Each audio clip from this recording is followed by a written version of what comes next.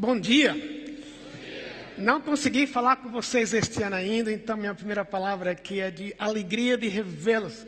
Fiquei 3 semanas fora, estive em Dubai, Paris, Londres e Cabo Bom. Na realidade, fiquei aqui perto, mas foi muito interessante para mim. Domingo eu estava assim, ansioso para estar aqui com você, mas eu precisava de um tempo de descanso, mas hoje foi especial para mim, rever o culto da manhã, rever vocês à noite também. Como eu sempre falo, depois da minha casa é o lugar melhor que eu gosto de estar, é nessa igreja. Que amo vocês, sei que vocês nos amam também. Então, feliz 2016. Como está no boletim de hoje, a previsão deste ano é talvez um dos anos piores na história do Brasil, não sabemos se vai ser assim, por isso que a palavra do ano seja impeachment, por isso que a palavra seja crise, mas eu posso fazer uma escolha. Especialmente os que vamos ver hoje de manhã, a escolha de descobrir que Deus me dá paz, a despeito da circunstância que eu esteja enfrentando. Então, que seja, na graça de Deus, o melhor ano na sua vida, o melhor ano da nossa igreja, o mesmo como a pequena vinheta diz, que seja o ano que a gente vai descobrir e buscar um relacionamento com Deus de uma forma como nós nunca descobrimos antes. 2 coisas que eu queria mencionar com gratidão. Hoje de manhã, no culto às 9 horas, as férias não me ajudaram. O Claudemir, que é um nome diferente, nós temos orado por ele já por um certo tempo. O Demir estava aqui às 9 e passando um momento de desafio novamente na vida dele. Foi tão bom vê-lo aqui, sentado, depois nos abraçamos aqui. Ele venceu uma parte da história e doença dele. Ele deu permissão para falar o que ele teve um câncer por 5 anos, aliás, uma fístula por 5 anos não, fechou. Um hospital talvez entre os melhores do mundo, que é um hospital brasileiro, cuidou dele, mas agora apareceu um outro problema, tão delicado quanto. Mas essa semana, conversando com ele, na quarta-feira passada, foi tão especial poder ver que a experiência passada o leva para o futuro, de poder saber que o meu Deus que cuidou dele por 5 anos, vai cuidar dele nos próximos anos. Mas eu mencionei isso porque cabe a gente orar. E ver o Claudemir aqui em pé é uma vitória que Deus nos dá. Bem como se ele tivesse partido, não deixaria de ser vitória.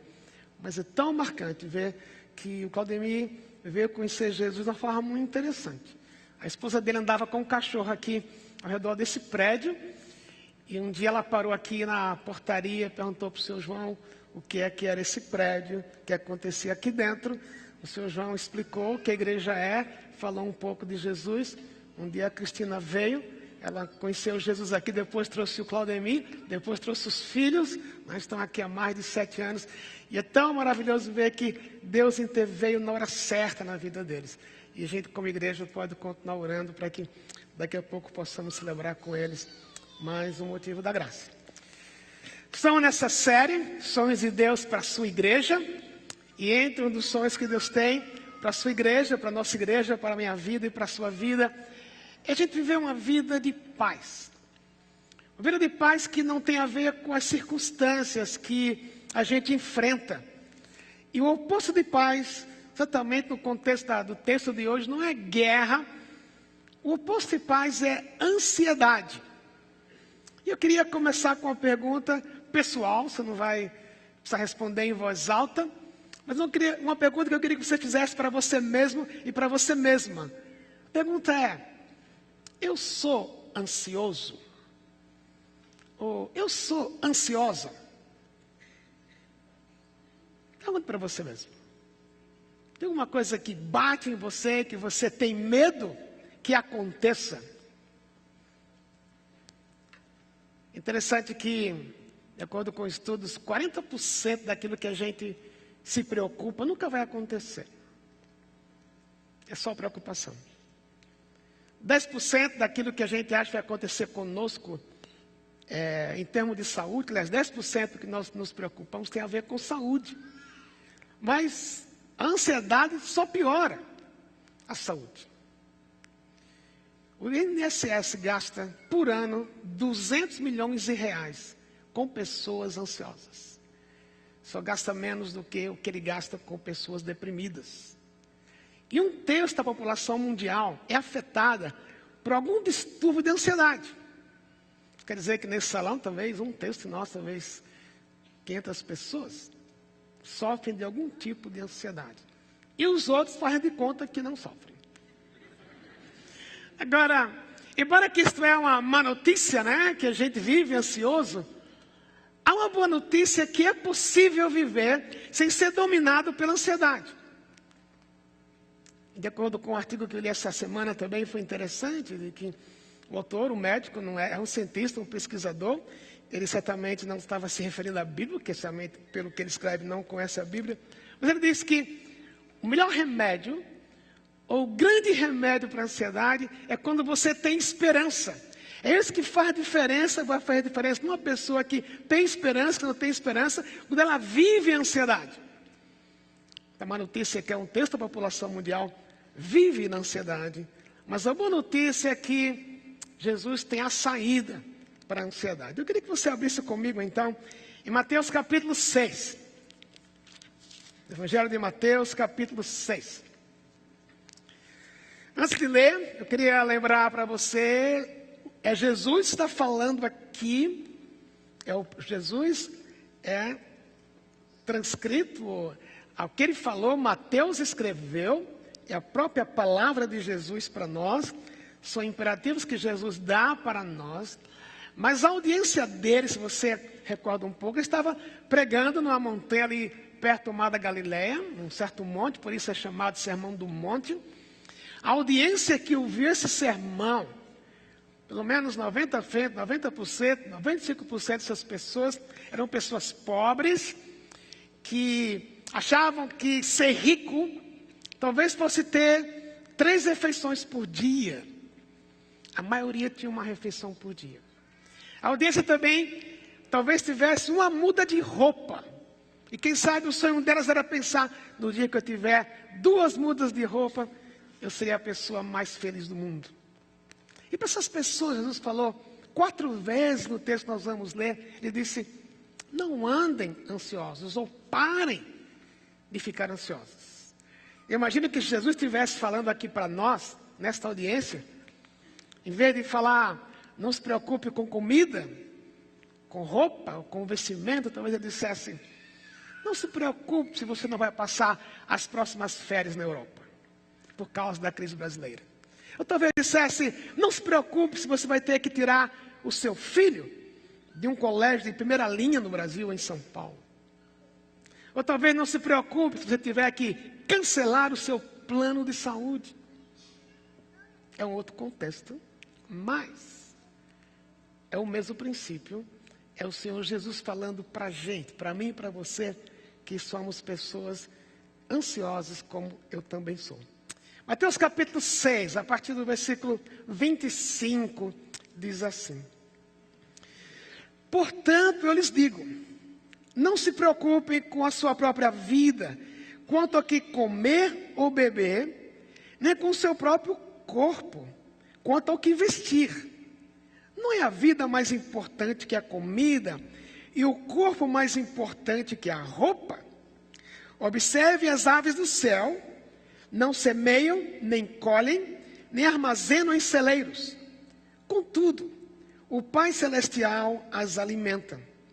Não tem vocês muito mais valor do que elas? Quem de vocês, por mais que se preocupe, pode acrescentar 1 hora que seja à sua vida? Por que vocês se preocupam com roupas? Veja como crescem os lírios do campo. Eles não trabalham, nem tecem. Contudo, eu lhes digo que nem Salomão, em todo o seu esplendor, vestiu-se como um deles.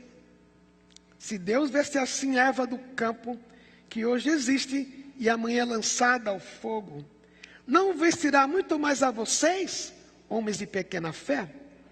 Portanto, não se preocupem dizendo que vamos comer, ou que vamos beber, ou que vamos vestir. Pois os pagãos é que correm atrás dessas coisas, mas o Pai Celestial sabe que vocês precisam delas.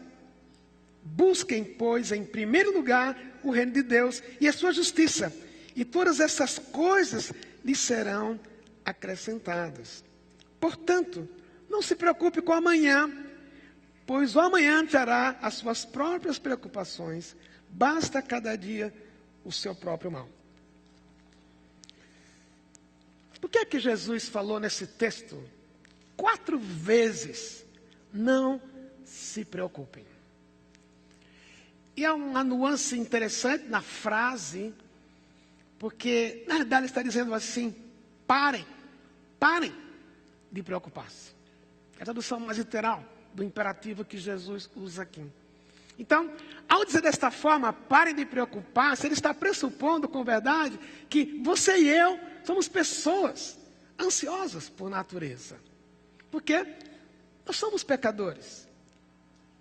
Domingo à noite, domingo passado à noite, eu estava trabalhando no texto que eu estou pregando hoje. E queira ou não, eu estava preocupado. Como é que vai ser domingo? E se eu perder a minha voz domingo? E se, geralmente eu guardo a sexta-feira para estudar com mais intensidade. E se tiver um funeral na sexta-feira? Quando é que eu vou estudar? Muito espiritual isso, né? Afinal de contas, estou preparando um sermão. Agora, é para mim isso, é para você. E Jesus começa falando de uma forma, de um argumento que ele vai partir do menor para o maior, mas lembre que ele está num contexto em que antes desses versículos, ele falou sobre a questão financeira. Ele disse, onde está o seu coração? Aí está o seu tesouro. Ele traz esse texto, em que ele diz, não ande preocupado, porque olhe, em primeiro lugar, olhe para os passarinhos. Por que vocês ficam preocupados com o que vocês vão comer? Os passarinhos, eles não semeiam, eles não colhem, mas eles sempre comem. Não falta comida para eles. Por que não falta? Porque é Deus que provê. O passarinho não fica de braço cruzado, dizendo, Deus, manda a comida de hoje. Não, ele sai voando para pegar a comida para ele mesmo e para os seus filhotes, quando eles têm filhotes. Mas o fato é que ele tem comida porque Deus é o provedor. E porque Deus é o provedor, ele não se preocupa. Da mesma forma ele falou, vocês estão preocupados quanto ao tempo de vida que vocês têm? De que adianta você ficar preocupado? Porque o fato de você ficar preocupado, se você vai viver mais 3 anos, 5 anos, 7 anos, não vai aumentar o número de anos que Deus tem para você viver. Em agosto passado, eu estava no hospital. Eu lembro quando o médico falou que eu precisava ficar internado e as próximas 72 horas, elas seriam cruciais. E eu falei, Deus, quem vai cuidar dos meus filhos? Eu falei, a Teca não sabe viver sem mim, como é que você vai me levar? Quer ou não, nessa hora a gente fica pensando, me dá mais um tempinho de vida, porque tem algumas coisas que eu preciso fazer e eu não fiz e eu preciso terminar. Jesus falou, não se preocupe. Porque, na realidade, os passarinhos e as flores do campo, ele fala que também cuida delas. Se ele cuida delas, ou cuida deles, quanto mais de você, porque ele diz, vocês têm valor. Quem é que vale mais? O pássaro, ou a sua vida, ou a minha vida? Mas eu mencionei o texto anterior, quando Jesus fala sobre o dinheiro, ele diz, onde estiver o seu tesouro, aí está o seu coração. Ele, em outras palavras, ele diz, põe o seu tesouro nas coisas do céu, nas coisas que Deus ama. Mas é maravilhoso imaginar também que Deus fez ao contrário, que Deus viveu antes de ensinar aquilo que ele disse para eu e você fazermos. Porque quando Deus viu você e Deus me viu, Deus viu que eu sou pecador, que você é pecador, que o fim da nossa vida era o inferno, viver eternamente longe de Deus. O que é que Deus fez? Mandou Jesus. Porque porque Deus amou o mundo de tal maneira, Deus amou as pessoas de tal maneira, que Ele deu o seu único Filho, para que todo aquele que nele crê não pereça, mas tenha vida eterna. Em outras palavras, você e eu, nós não somos o centro do mundo, Deus é o centro, mas o fato é que no coração de Deus, você é o tesouro dele. E por você ser o tesouro dele, é que ele mandou Jesus para morrer no seu lugar. E desta forma Deus não desgastaria, ou Deus não dispersaria aquilo que ele comprou com o próprio sangue dele, e deixaria você desgastar-se por um abandono. Por isso Jesus diz, vocês têm valor. E porque vocês têm valor, comparem-se com os passarinhos. Eles não semeiam, eles não colhem, mas Deus dá o que eles precisam. E aqui, meu querido e minha querida, é muito crucial para eu entender que parte do meu problema com ansiedade, parte do seu problema com ansiedade, em última análise, é uma falta de confiança e de fé que realmente Deus me ama, a tal ponto de não deixar que eu passe por perdas ou necessidades em algo que Ele não tem controle. Ele tem controle sobre tudo. E a ansiedade vem quando eu tento controlar aquilo que eu não tenho o poder de controlar e quero que as coisas sejam do meu jeito. Eu quero que a comida entre às 10 da manhã e não às 4 da tarde. E Deus disse, Deus cuida dos pássaros. Ele também disse, não se preocupe com o que vocês precisam vestir. Versículo 28, não se preocupem com roupas. Lembra que eu disse que aquela audiência, talvez o que eles tinham de mais caro, exatamente, o que eles tinham de mais caro era a roupa deles. Uma única muda de roupa. E quanto aos textos paralelos ao Novo Testamento, que por causa disso que tinha uma única muda de roupa em geral, e uma túnica que cobria a roupa que eles tinham, eles não podiam tomar muito banho. Porque se tomasse banho, de alguma forma ia ter que ficar sem roupa, até a roupa secar. Então muita gente ia para o Rio Jordão, tomar banho. Talvez eles pensassem, Deus, quando é que eu vou ter uma outra muda de roupa? Então, a preocupação de Jesus aqui, se eu pudesse falar de maneira humana de falar, Jesus não era preocupado. Ele percebeu o que havia de preocupação no coração daquelas pessoas. Então ele fala, não se preocupem com o que vocês precisam vestir. Mas quando ele compara com Salomão, exatamente lá na história de Salomão, um texto que descreva como Salomão se vestia de uma forma elegante, de uma forma bonita. Naquela época não tinha Gucci, não tinha Ricardo Almeida, coisa assim.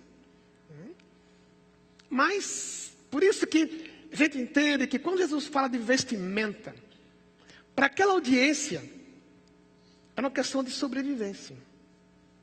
Mas todo mundo que está aqui está bem vestido. Essa igreja é muito chique, vive na moda. Agora, por que às vezes a gente se preocupa com vestimenta? Há uma figura aqui. É porque a roupa que a gente veste, muitas vezes, comunica. Ou a gente acha que comunica aquilo que a gente é. E as pessoas nos amam por aquilo que a gente aparenta. E muitas vezes isso é uma preocupação. Coisas, aqui não estou gerando culpa em você, são realidades. Sei que vai a muita festa, você gosta de repetir, pensando nas mulheres, né? Você gosta de repetir o mesmo vestido? Sim ou não? Essa igreja é honesta. Por isso que eu gosto aqui. Não? Agora, veja, porque se você repetir o mesmo vestido, o que é que vão falar de mim? Pode dizer que eu não tenho um bom gosto, pode dizer que eu não tenho dinheiro. Então, nesse aspecto, há necessidade de uma aparência. Que, na realidade, não é tão importante, mas Jesus está falando, isso pesa em você. A gente também, como homem, tem a mesma coisa. Se você veste uma roupa de duas cores, preto e branco, bom gosto. Mas se você veste uma roupa de 3 cores, vermelho, preto e branco, tem muito mais gosto. Tem muito mais presença. Então, de certa forma, Jesus está falando para algumas pessoas, é a questão de ter um short ou uma camiseta naquela época, ou uma túnica, mas para a gente, talvez no mundo de hoje, é a nossa aparência. Que aparência eu dou? Inteligente, intelectual, um bom pregador, pastor da igreja Batista do Morumbi. Se eu fosse pastor da igreja lá na Conchinchina, será que eu me sentiria valor se eu fosse numa conferência de pastores? Alguém dissesse, aqui está o pastor da igreja, a primeira de São Paulo. E eu falasse, puxa, não tenho valor, porque eu sou pastor lá da Conchinchina. Na verdade, Jesus está tocando nisto.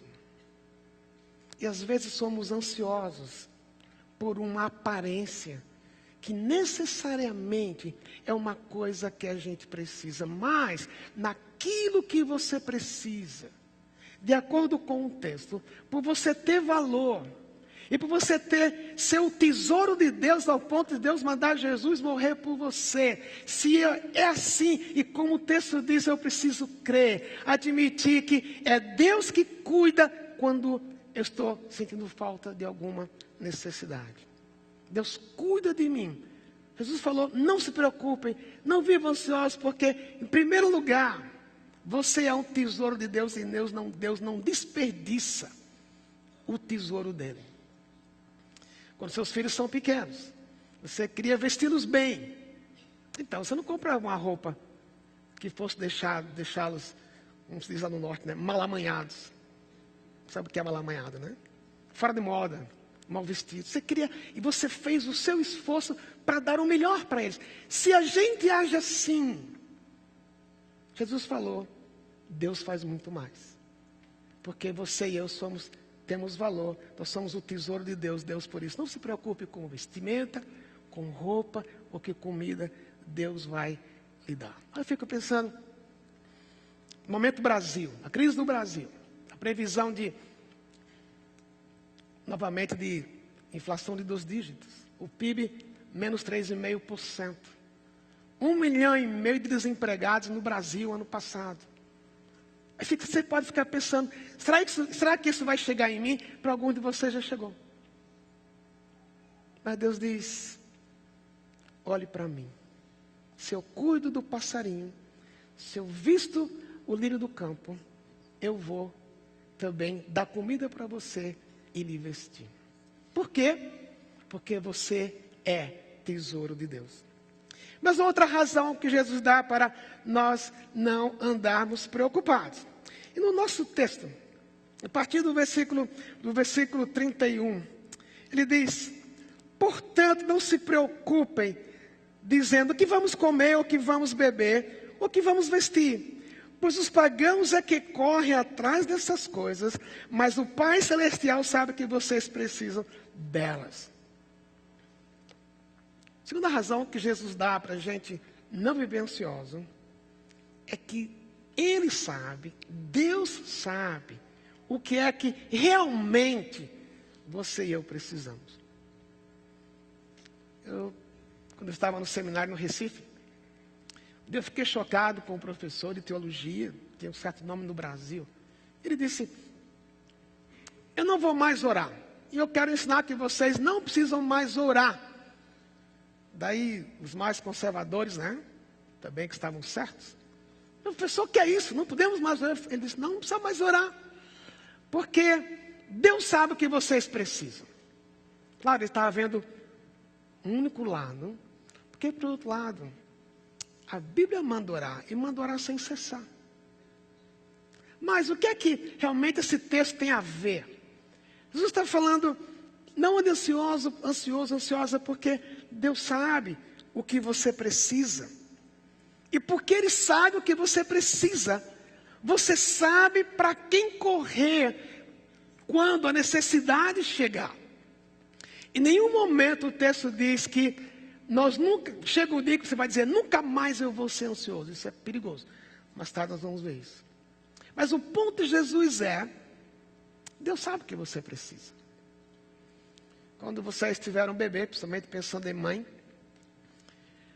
quando o bebê acordar de madrugada, a mãe consegue discernir se ele está chorando porque está com fome ou porque precisa trocar as fraldas.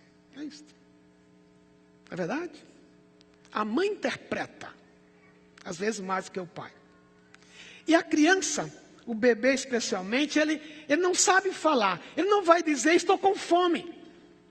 Mas a mãe, porque deu à luz especialmente, ela percebe, ela tem um discernimento que Deus deu na sua construção de mãe. E você perceber o que é que o filho está pedindo e pelo que ele está gritando. E é nesse momento que muitas vezes o pai e a mãe têm um prazer, que pai e mãe têm, é poder dizer talvez, você não está falando, filho, você não está dizendo, mas eu sei o que você precisa. Então a mãe oferece o seio ou oferece a mamadeira. Ou descobre que tem dor no ouvido. A criança não fala, está doendo, o bebê não sabe. Mas a mãe perscruta, a mãe percebe. Mesmo que ele não fale. Se é assim entre você e seu filho, quanto mais Deus, que gerou você, através de Jesus, através da obra do Espírito Santo na sua vida, e Deus sabe o que você precisa. Ele faz um contraste aqui. Diz, se vocês correm de uma forma ansiosa por comer, para vestir-se da forma que você quer e para beber da forma que você quer, e vive debaixo dessa ansiedade, você está vivendo como uma pessoa que não conhece Jesus. Ele diz, os pagãos são assim. Em nenhum momento Jesus está diminuindo ou menosprezando aquele que não conhece Jesus. Ele está dizendo outras palavras. Se você realmente é filho, você tem para quem correr. Se eu realmente sou filho de Deus, eu sei que Deus é capaz de suprir o que eu preciso, até mesmo antes de eu falar. A diferença é que Deus me deu a capacidade de falar. A Bíblia diz que Deus tem prazer em ouvir a minha voz, como o Ivanildo mencionou agora, o tempo de oração. E eu tenho para quem correr. E quando eu não corro para Ele, e quando eu deixo que as minhas necessidades me dominem, tirem a minha paz, eu estou dizendo em outras palavras, era como se eu dissesse, Deus não existe. Então a ansiedade se torna um problema de fé. É um problema teológico. É um problema em que, sem querer, eu digo, Deus, o Senhor não conhece o que eu preciso. E aí, dentro dessa expressão de Jesus, existe um lado positivo, porque a ansiedade, ela começa a ter o seu valor. Um dos artigos que eu precisei ler essa semana sobre ansiedade. O autor também diz que se fizermos estatísticas de ansiedade, tem uma hora que ela vai crescendo, ela se torna positiva, mas ela começa a se tornar negativa quando a pessoa não tem esperança. E nós somos o povo da esperança. Não uma esperança vaga, não um otimismo. Mas o conceito de esperança no Novo Testamento é que aquilo que eu espero, aquilo que eu creio, vai acontecer. Não com uma varinha de condão. Em nenhum momento a fé quer dizer que Deus vai me dar o que eu estou pedindo. Isso você ouve na televisão na madrugada. Em nenhum momento Deus disse que você seria próspero, que você seria riquérrimo, você não teria doenças. Não. O que ele disse, o que ele prometeu foi a presença dele com você e suprir o que você precisa de acordo com a sua necessidade. Às vezes pensamos que, e eu creio que não está tão errado isso, imaginar que realmente Deus está preocupado com as necessidades básicas. Comida, roupa e bebida. Não necessariamente não. Pode ser que hoje para alguém a necessidade seja realmente pão, água e cobertor e uma roupa. Não pode ser que no contexto social que nós vemos aqui, talvez você tenha isso, mas você tem algumas outras necessidades, que necessidades não são exatamente básicas, mas que você anseia tê-las. Não é errado querer não é errado querer uma casa para morar, ou comprar uma casa. Não é errado, se você está solteiro ou solteira, querer um companheiro, uma companheira. Ou se você foi divorciado ou é divorciado, de querer casar de novo. Nada errado. Ou você querer crescer na carreira. Ou você está no emprego hoje, está bem empregado, mas você tem alguns sonhos que, quem sabe, se eu ganhasse mais, eu poderia, entre aspas, ser mais feliz. Necessariamente não está errado isto. A pergunta que eu tenho que fazer para mim mesmo é, aquilo que eu sonho tem a ver com o que Deus quer? E se isso começa a me dominar, Deus diz, isso é igual que não conhece Jesus. Porque Deus sabe o que realmente você e eu precisamos, antes mesmo da gente dizer. Por isso Jesus falou, não andem preocupados. Assim como você tem prazer em suprir o que o seu filho precisa, Deus tem prazer em suprir o que você precisa. Mas isso vem interessante no contexto anterior que Jesus falou, parece que vocês não têm fé. Quando vocês se preocupam com comida, com roupa e com bebida. Aí que entra o lugar da ansiedade. A ansiedade me dá uma oportunidade de dizer para Deus: Deus, eu queria fazer isso da minha forma.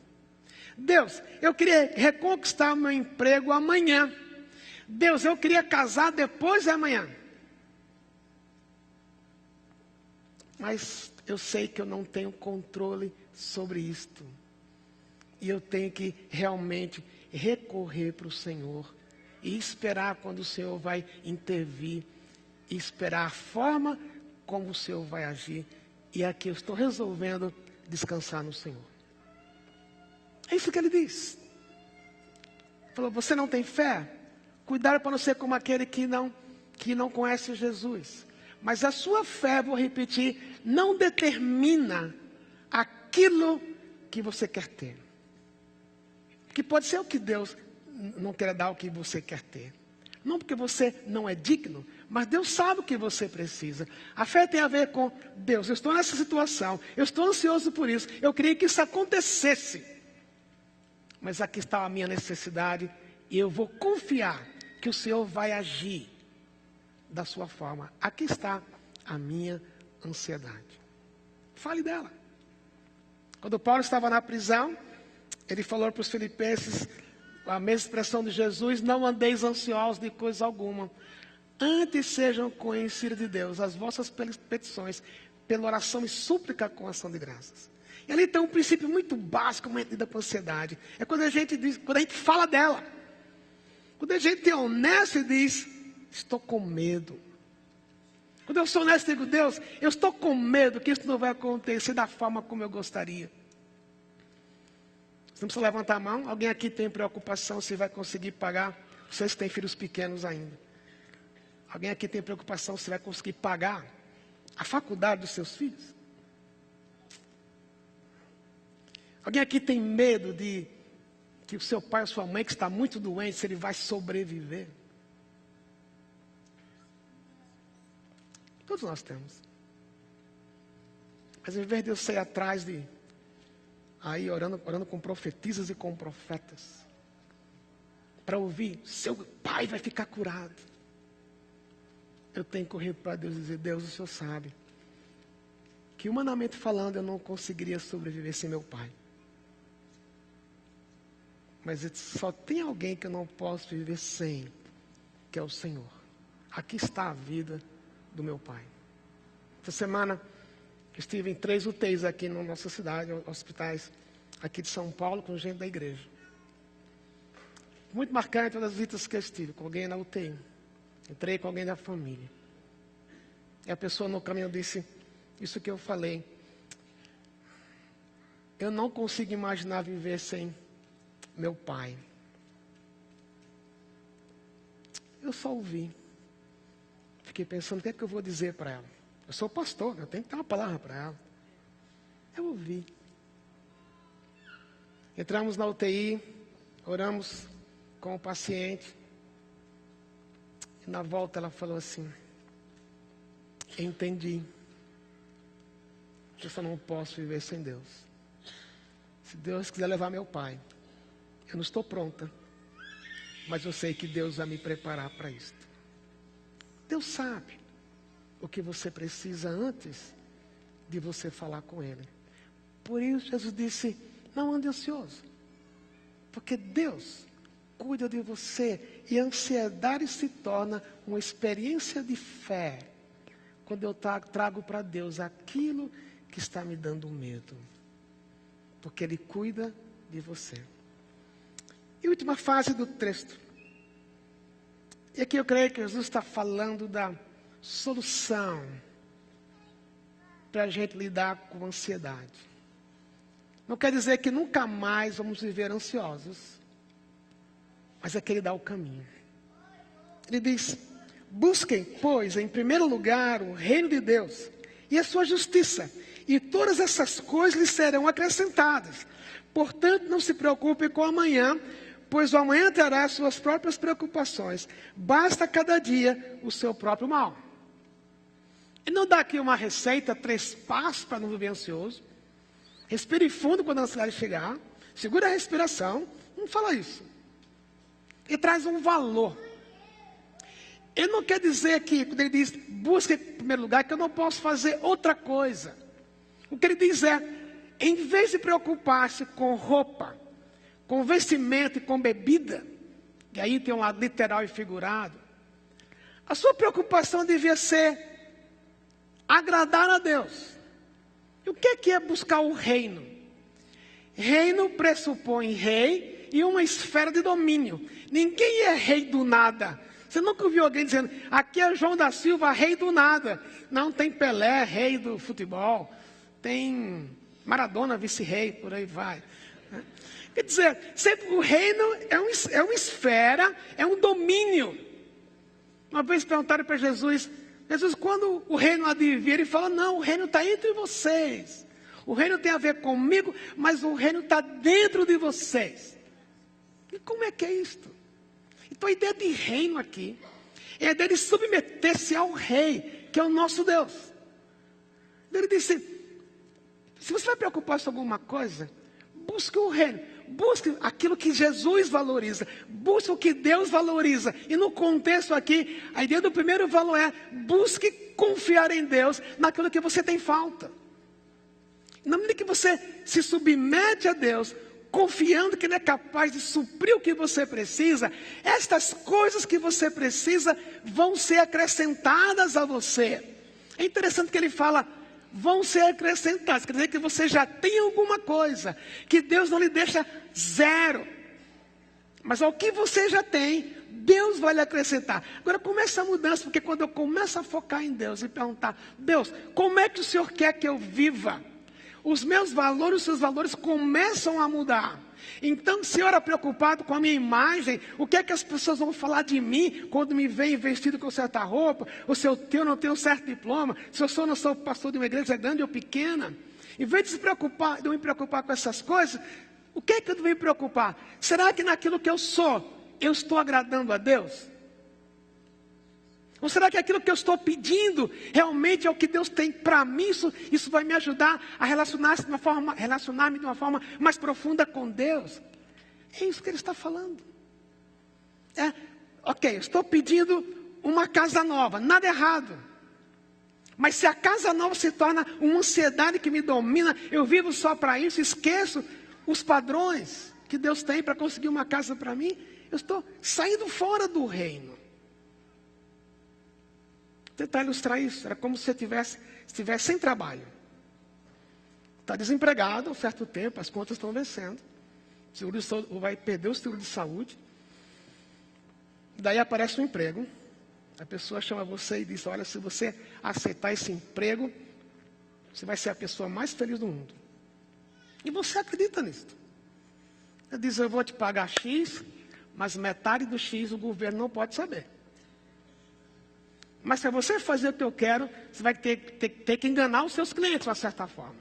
Mas eu garanto que vai dar certo. Aí você, sem pensar duas vezes, diz, não, eu não posso aceitar esse emprego. Ok, você fez a coisa certa. Agora, meus queridos, o que é que Jesus está falando? O fariseu faria isso. O fariseu, ele procurava obedecer o que estava na lei. Mas em nenhum momento o fariseu lidava com o coração dele. Em nenhum momento o fariseu pensava em Deus. Era na imagem dele. Aparentemente fez tudo certo.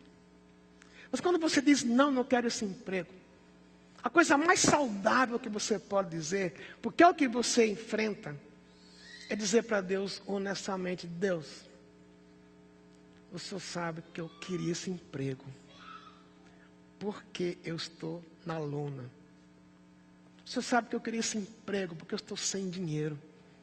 O Senhor sabe que minha vontade nessa hora é esquecer a ética, porque eu estou precisando desse emprego. Então você é honesto com você, é honesto com Deus, e diz, Deus, mas por causa do Senhor, eu vou dizer não. Eu vou resolver confiar que o Senhor vai me suprir. Você vê, é a mesma resposta. Mas é que essa que é a justiça do reino. Justiça aqui que ele fala não tem a ver com obedecer uma constituição. Tem a ver com o que é que eu faço que agrada a Deus. Isso não me faz negar que eu tenho desejo por algumas coisas erradas e que eu faria até algumas coisas erradas para satisfazer o que eu quero, mas por amor a Deus, eu digo não. Vamos imaginar que você estivesse solteiro ou solteira. 50 anos de idade. Nunca casou. Você tem pedido a Deus, como fala na igreja, o eleito ou a eleita. Aí você pede, Deus, me dá um pernambucano sarado, olhos verdes, cabelo loiro. Né? Aí aparece um paraibano como o Rivanildo aqui e propõe você casamento, você fala, é de Deus, caí do céu. Aí você começa a conversar com ele, você tinha feito uma lista de 10 itens que você queria ver num homem ou numa mulher. E eles têm 9. Deus, nem todo mundo é perfeito, né? Aí um dia a pessoa diz, olha, amo você. Você é eleito da minha vida. Fala até linguagem de igreja. Você é minha eleita. Você é um presente de Deus na minha vida. Mas vou dizer uma coisa para você. Nada com Deus. Não quero nada com Deus. Você vai para casa. Ou antes de ir para casa, você fala para ele, tô fora. Não é nem romântica. Tô fora.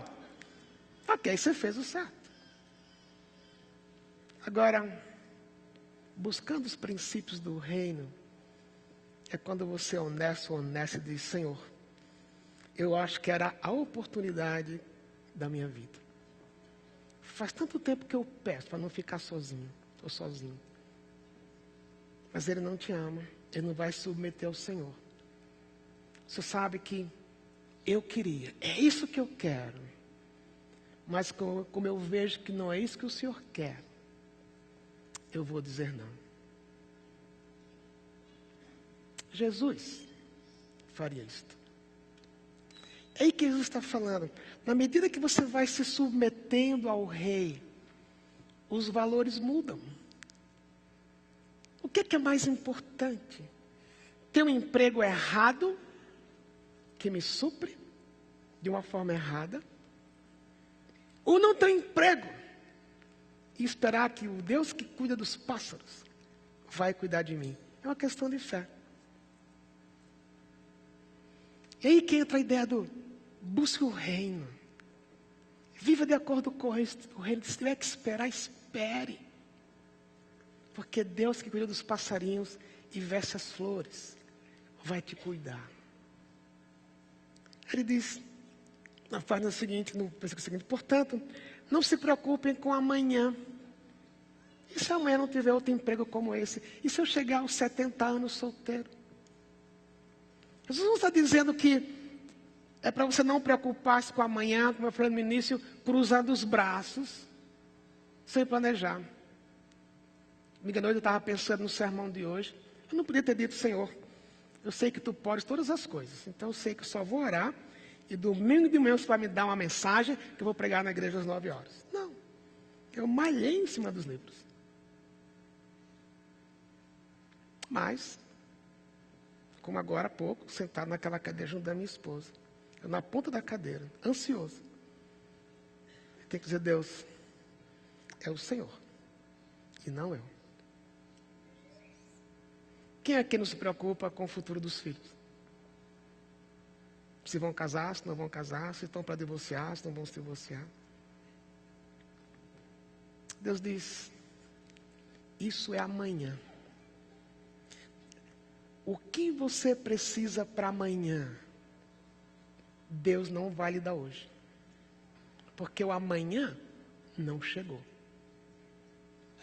Ele não está dizendo para eu não me preparar. Ele está dizendo, para os seus problemas de hoje, Deus vai lhe dar a saída. O de amanhã, Deus vai lhe dar. Em outras palavras, ele diz, você pode dizer, ok, Deus, eu entreguei meus filhos para o Senhor. O Senhor vai cuidar deles. Então, resolveu o de hoje. Mas amanhã o filho está doente. Vai ser outra ansiedade. Então, Jesus diz, não traga o de amanhã para hoje. Viva hoje com a minha provisão. Que amanhã, a ansiedade que vier, o medo que vier, eu vou cuidar de você. Basta a cada dia o seu mal. Porque ele disse, não quer dizer que nunca mais você vai ter problemas com ansiedade. Vai. Nós estamos num mundo pecaminoso, eu sou pecador. Muitas vezes eu vou ser tentado a não confiar em Deus. Mas a promessa dele é, eu vou cuidar de você, hoje e amanhã. Queria convidar você para baixar sua cabeça, nós vamos orar. Eu vou ler algumas frases para você agora, que tem a ver com o que nós falamos hoje de manhã. Eu pedi para você baixar a cabeça, porque talvez alguma dessas frases tenha a ver com o que você está passando hoje de manhã. O desafio de Jesus é, confia em mim. Por exemplo, pela próxima reunião com meu chefe ou presidente. Você não sabe se você vai ser demitido ou se vai ser promovido. É hora de você dizer, Deus, está aqui a minha ansiedade. Eu vou confiar, estou confiando que tu estás cuidando de mim. Talvez você esteja preocupado com os resultados do próximo exame de saúde. Seu ou de alguém da sua família. O resultado não chegou ainda. Vai chegar amanhã ou depois de amanhã. É hora de dizer, Senhor Jesus, estou entregando esse resultado na tua mão, porque no momento certo o Senhor vai cuidar. Pela possibilidade de perder o emprego por causa da crise brasileira. Dizer, Senhor, tu és maior do que a crise no meu país. Em vez de eu ficar ansioso, eu quero entregar essa possibilidade na tua mão. Pela crise que o Brasil pode fazer nos seus negócios. Você dizer também, o Senhor é maior do que os meus negócios. Eu não sei se o Senhor quer que eu mude de ramo, mas eu estou pondo na tua mão os meus negócios. Pelo medo de não poder pagar a faculdade dos seus filhos ou a escola onde estão hoje. Quer dizer, Senhor, a vida dos meus filhos está na tua mão. E tu és maior do que o colégio, no qual eu acho que eles devem continuar. Quero colocar isso na tua mão. Pelo medo de não casar, ou de estar vivendo a iminência de um divórcio. Deus sabe quem você precisa, do que você precisa. Ponha isso na mão dele também.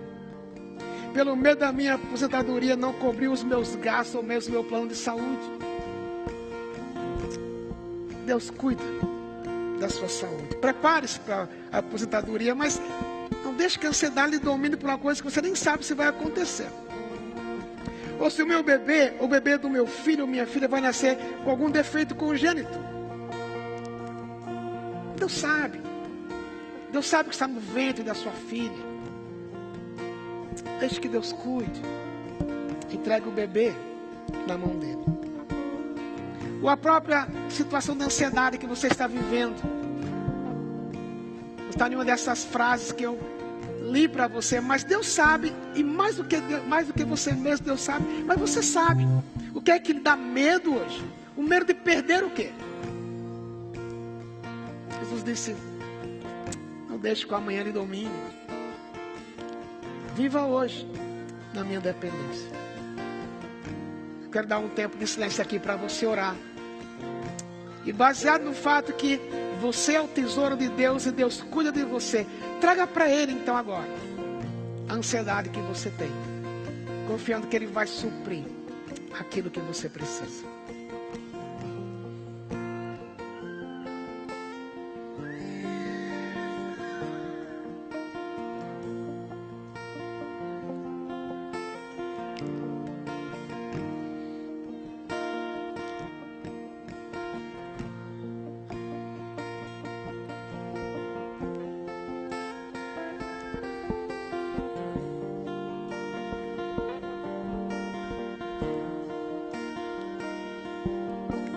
Senhor, a começar mesmo de mim aqui.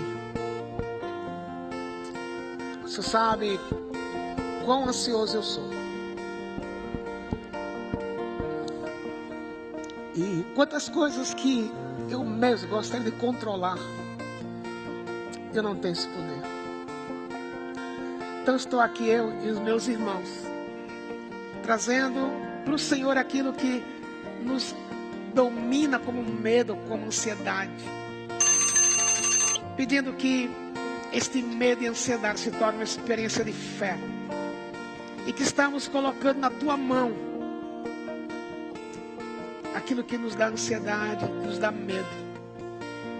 Confiando que por sermos teus filhos, por sermos o teu tesouro aqui na terra, o Senhor não vai nos deixar essas coisas causarem um dano permanente.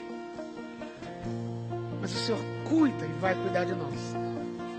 E cada vez que a ansiedade bateu no nosso coração, que voltar hoje à tarde, voltar hoje à noite, a gente poder relembrar e renovar a confiança em Ti, que Tu és capaz de nos suprir naquilo que precisamos, de acordo com a Tua vontade. E agora queremos cantar com alegria que Tu és o nosso Deus. Tu somente és Deus, e porque Tu és o único Deus, é o Deus que nos protege, és o Deus que nos supre, é o Deus que cuida do amanhã, és o Deus que tem prazer em ouvir-nos.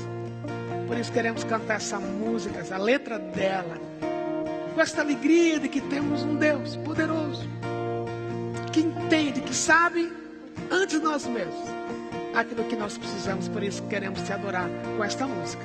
Em nome de Jesus oramos. Amém.